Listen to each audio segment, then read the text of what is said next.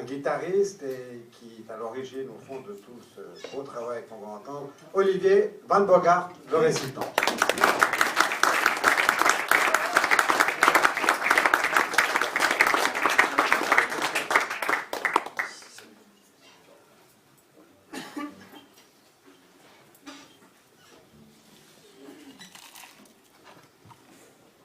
Il y avait un banc de pierre au bout de la jetée qui s'avançait dans les eaux émeraudes de l'estuaire.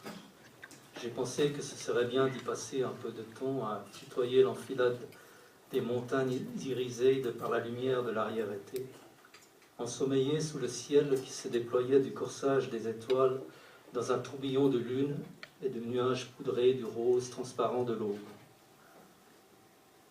C'était un bon endroit pour essayer de te parler, même si tu n'étais pas là. Je m'adresserai donc à ton ombre, à ta silhouette, que sais-je, à ton illusion.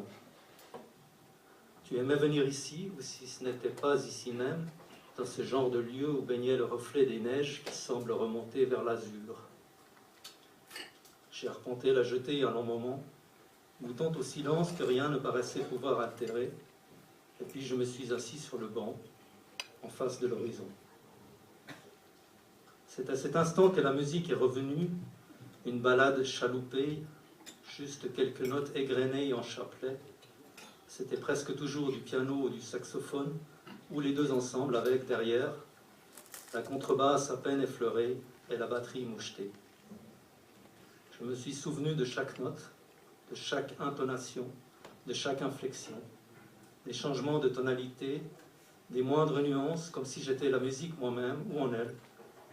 Chacune des notes comme autant de fragments de mémoire, de bulles d'oxygène perlant à la surface d'une fosse marine, comme si elles étaient au bout de mes doigts et mes doigts au bout des touches d'ivoire ou des clés en cuivre, au bout d'un monde de réminiscence.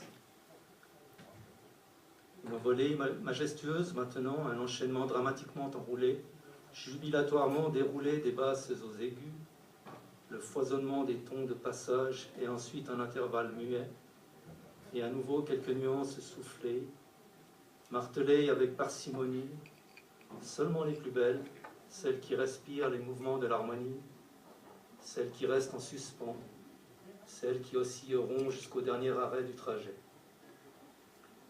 Alors que pouvais-je te dire d'autre à cet instant? Je n'ai jamais su m'exprimer avec éloquence, je n'étais pas fait pour les grands discours, encore moins les répliques de cinéma. C'est de contempler qui m'allait le mieux, et c'est quand le silence régnait que la musique se mettait à onduler.